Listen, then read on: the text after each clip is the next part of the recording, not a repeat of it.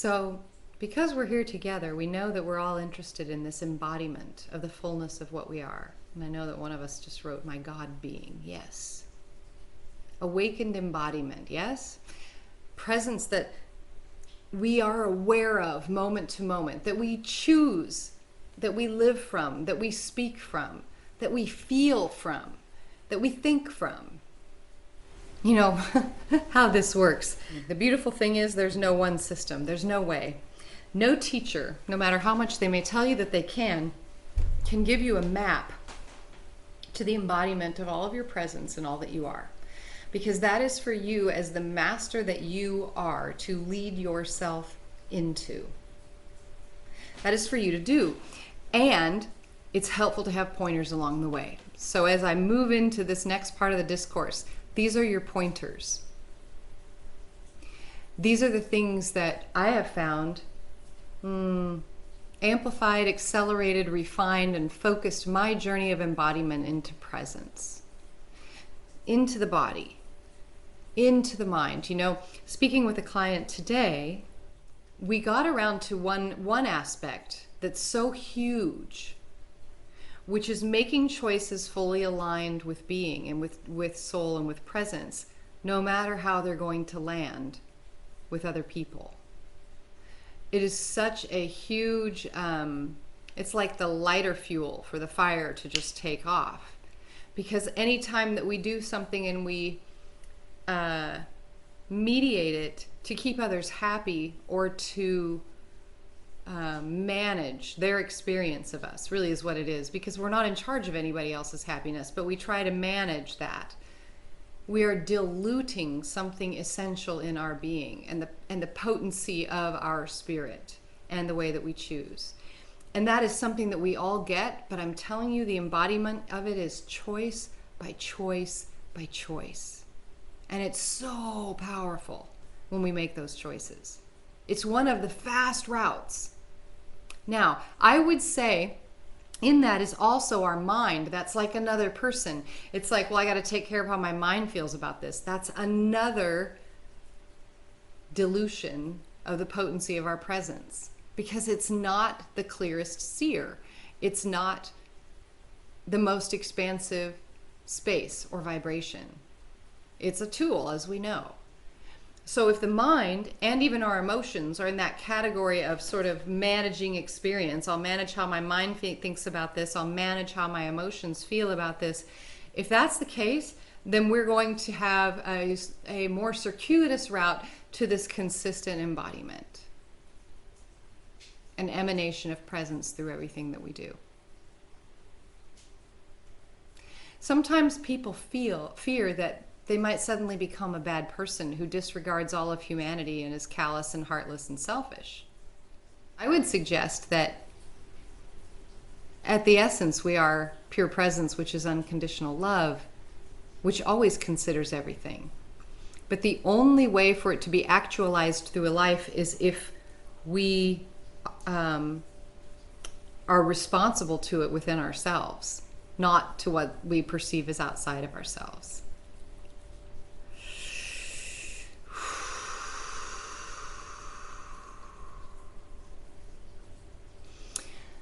Okay, so along with that, these pieces, these pillars can be guideposts, and your way will be unique because your soul, your being is masterfully guiding you into your awakened embodiment. So at the core of this is relationship of human and being, of self and self, of the part with the all. Another piece that is foundational but isn't the thing itself, this is quite important actually, is self-love.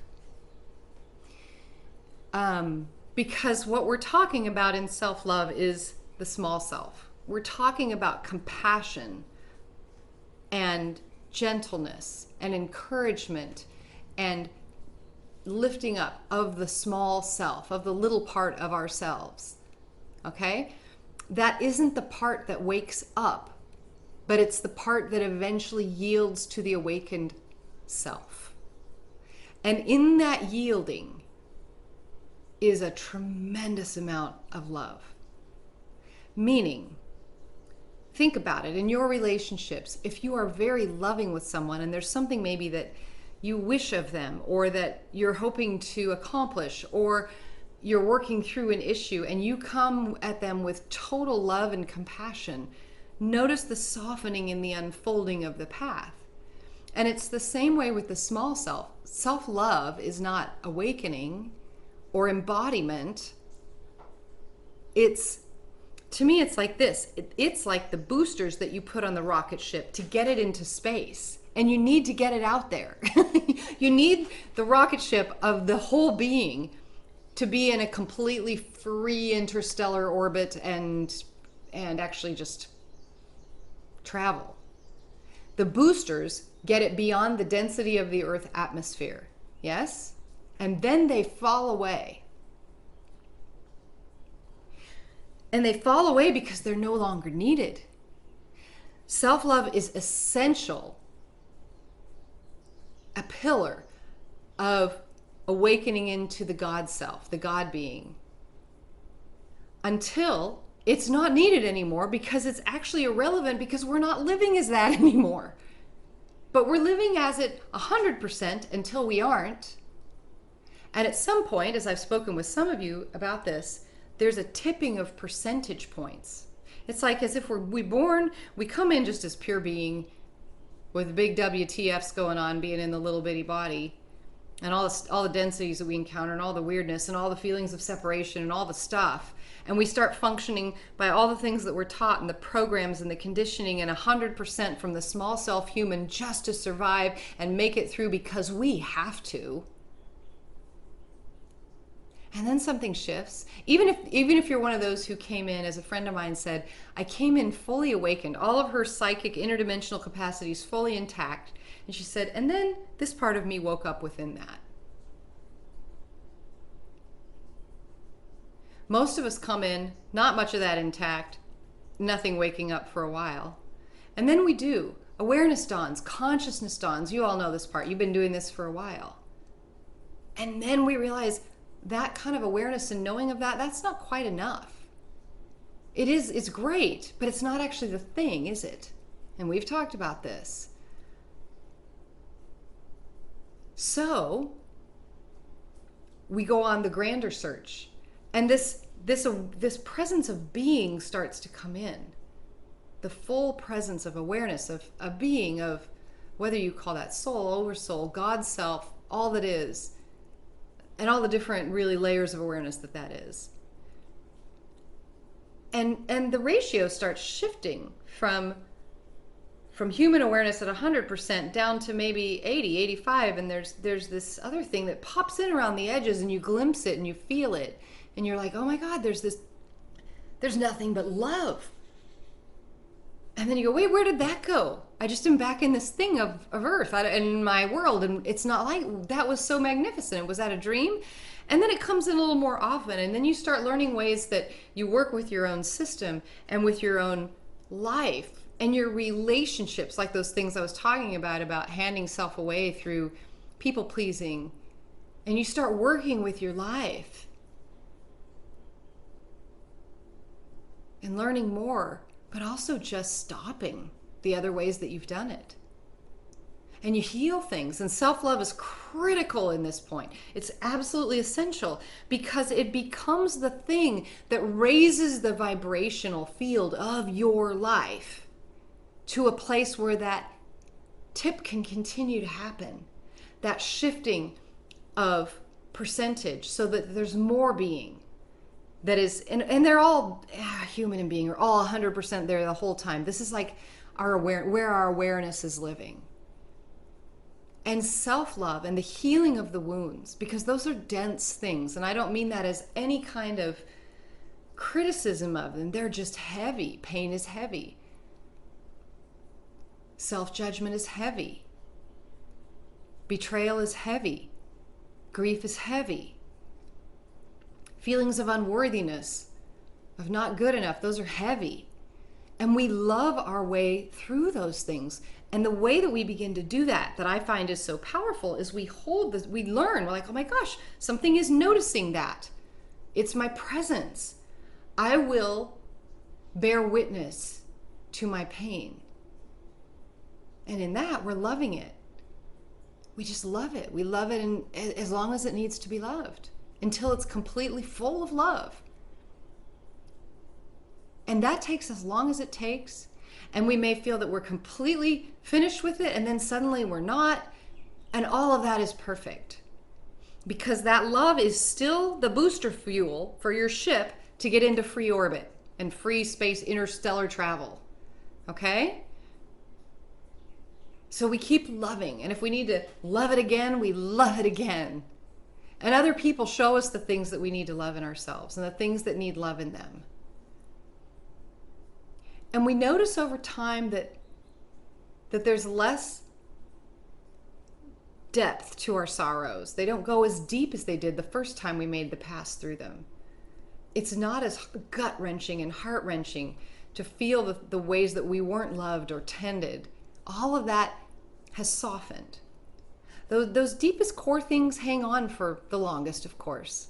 And we stay with it because we're worth it, and we keep loving unconditionally with this presence, which notice does two things: healing the wounded one and strengthening the sense of presence and being all at the same time. So we keep going with that. And eventually there's a tip. And there's maybe 51% of this pure presence being that's watching our lives. And we notice it happens even more. And we soften even more in that human self. And this part becomes like a willing child that didn't trust before and now will be comforted. And it's first comforted by the expansive presence of ourselves, of our being. That's the first place we meet it. Sometimes that compassion will be shown to us from another, as another way that can happen. And for others, you find that as you offer yourself love and compassion, suddenly people around you are doing more of the same. Exactly. Did you want to come up? You may. Arabelle's chiming in. And after 51% or more, and there's been this tip, and the human aspects begin to relax more deeply and to trust, it gets easier for that shift to continue. And our motivation increases. And I remember very clearly telling a spiritual teacher that I was working with in a dream, by the way, which was absolutely a live conversation on the inner plane, but it was a sleeping dream. And he said to me, "Come on, Christine." And I said, I'm just about 50-50 about waking up. And I was smack dab on the fence post. And I do know all the reasons why we resist it and why we don't choose and all that, but honestly, I can't find them now because, whoa. And yet I remember being there. Exactly. And as that shift continues more and more and more, eventually there's almost like a momentum. Okay, whew. And then it becomes more like the times that we fall out of that are of awareness, of connection with our being, of embodied presence. They're the exception.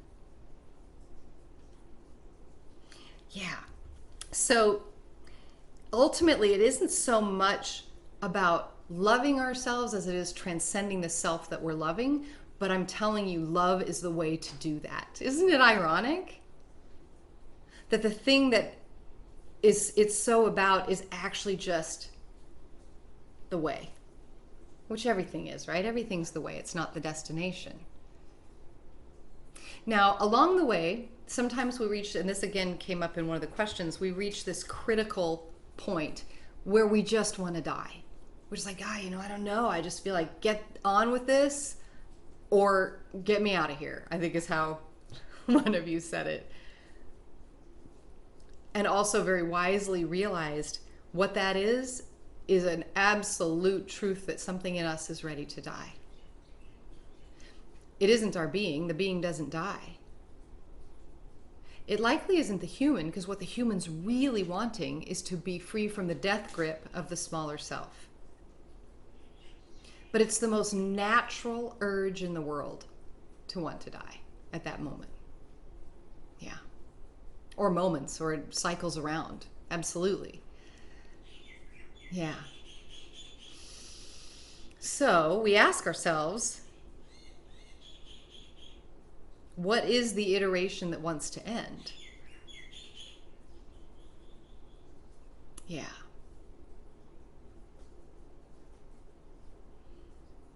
And in that answer is actually our entire journey, which is this journey of embodying the God being, the God self, the awakened mastery that we are. And anything that is a constriction to that is a falsehood in that. And it's funny because it's all true. Everything's true. But the falsehood is basically just a vantage point from a smaller perspective. And that does want to end its time because we are ready for the larger one.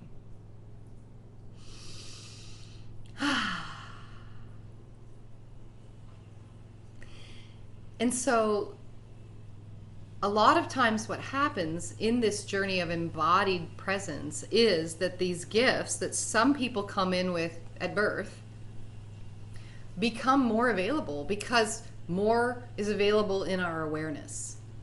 So greater inner vision, greater ability to do lucid dreaming, to travel, to do non-local travel, through dimensions in the waking dream state, telepathy.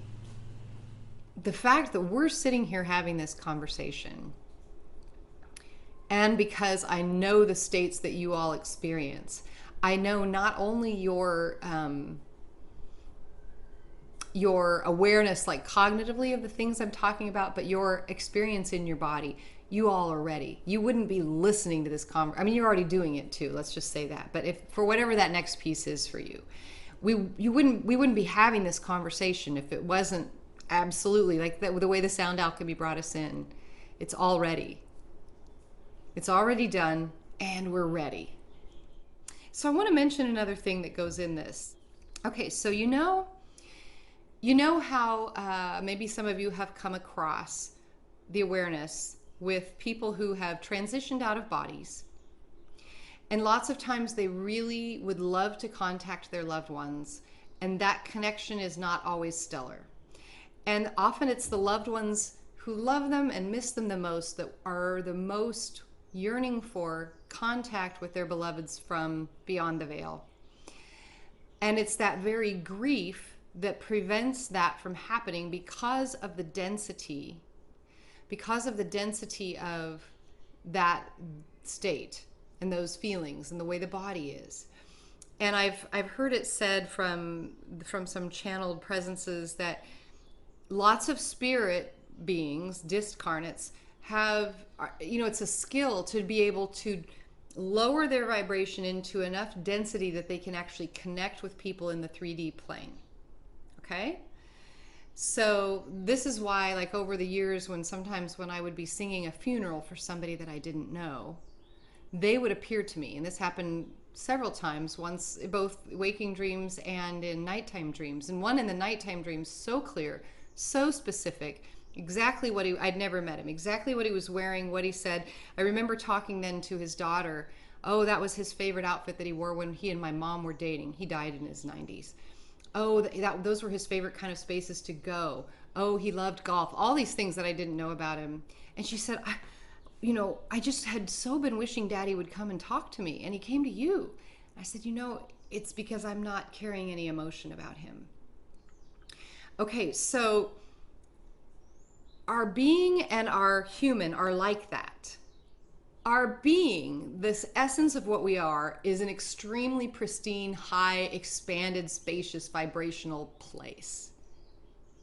It's the thing that perplexes those that have near-death experiences when they realize the being's left the body, and they're like, how could I possibly get into that little form down there that's so tiny and heavy and dense? This massive, expanded, light, brilliant thing that I am. Okay, this is what we all are. And if our earthly vibration in the body is so dense, whether that is through the things that have happened that are still content in our system, in our field, whether it's through the thoughts that we are thinking, whether it's through all, grief or anger or all those things. It may be that our being and the presence vibrationally of our being has as much difficult time connecting to our human self as a discarnate does to a person who's still in a body. Make sense? This thing that we're speaking about love and the essential, the necessary, the need for self-love, for compassion, is part of what brings us to a space where the being, the universal presence, can actually communicate with us more. Telepathy works better. Lucid dreaming works better. Okay? We are breaking up the density of the form that we dwell in so that it is more compatible and copacetic and coherent with the full presence of the being that we are. Yeah, that part's cool too.